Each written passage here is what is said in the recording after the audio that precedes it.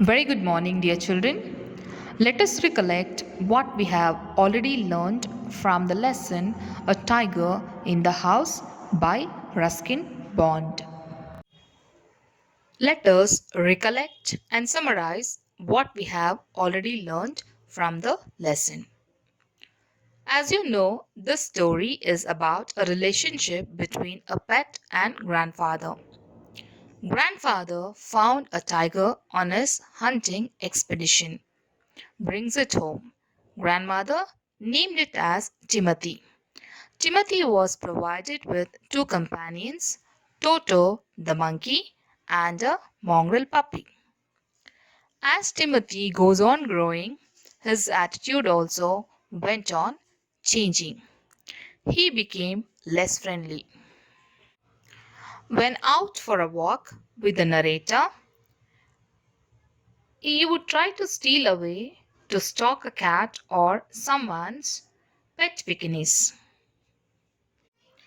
Sometimes at night they would hear frenzied cackling from the poultry house, and very next morning they would find feathers lying all over the veranda. Grandmother had warned about Timothy's behavior to grandfather and Cook Muhammad as well, a narrator too, that one day Timothy may eat up the cook. Of course, it never happened as such. By all these changes in Timothy's behavior, grandfather decided to transfer Timothy to a zoo. In today's class, let us learn what happens after transferring Timothy to a zoo.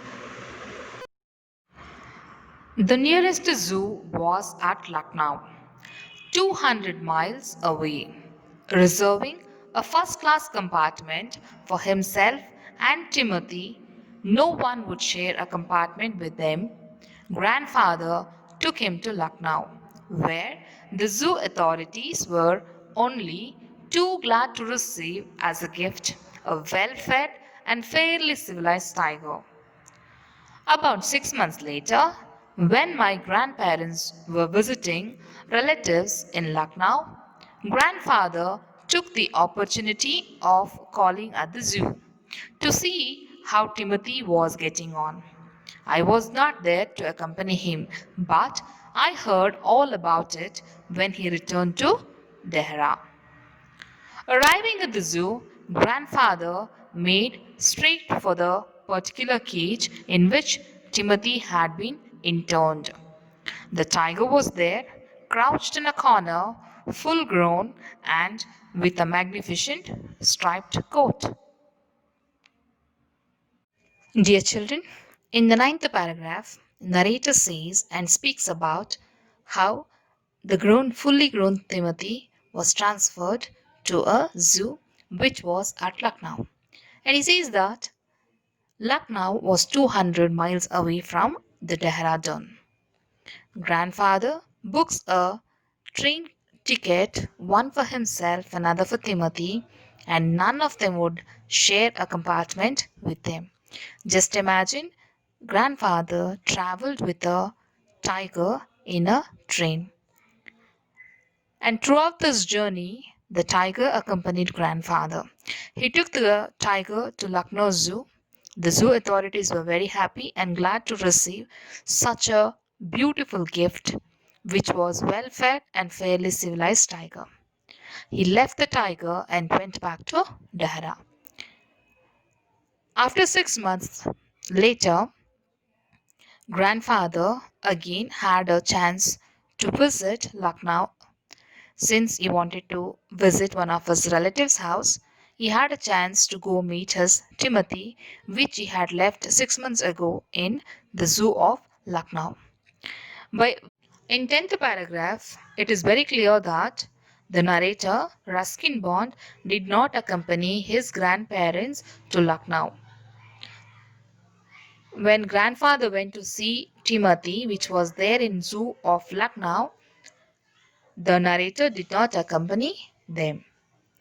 But all this story, what had happened there in Lucknow, was told to the narrator by his grandfather after his return to Dehra.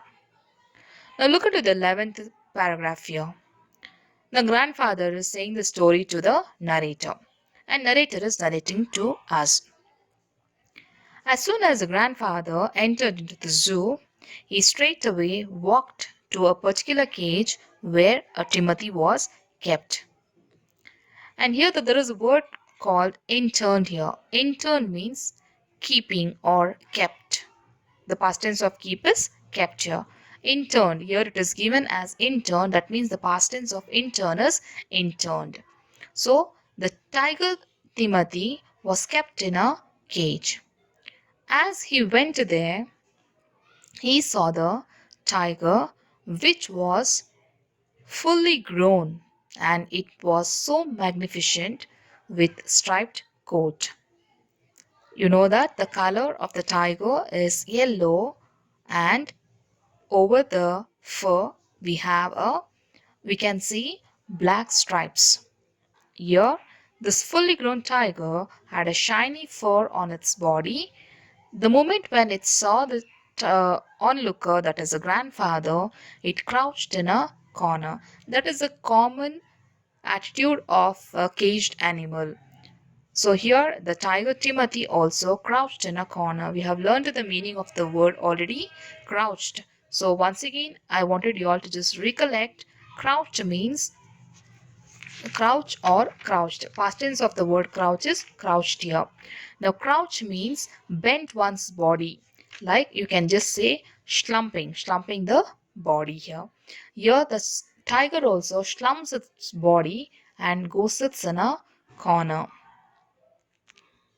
The tiger approached the bars and allowed grandfather to put both hands around his head. Grandfather stroked the tiger's forehead and tickled his ear. And whenever he growled, smacked him across the mouth, which was his old way of keeping him quiet. In the 12th paragraph, the narrator narrates the beautiful bond between grandfather and the tiger. As soon as grandfather entered into the zoo, he straightway walked towards the cage where tiger had kept. And he put both his hands around tiger's neck and started stroking. Stroking means touching gently. He started touching, and that is what we usually do to our pet dogs and cats. We keep on gently touching its face and giving a massage kind of a touch. So these touches liked by animals very much. So grandfather started giving a stroke to the tiger's forehead, and also he started tickling his ears. And whenever the tiger growled, grandfather used to smack. Smacking means just pretending as if hitting on the mouth. So he used to hit on the mouth of the tiger very gently, which is not done deliberately. And this was the old way he used to keep the tiger quiet when tiger was in grandfather's house. And this is how grandfather and tiger used to play when the tiger was in grandfather's house in Dehradun.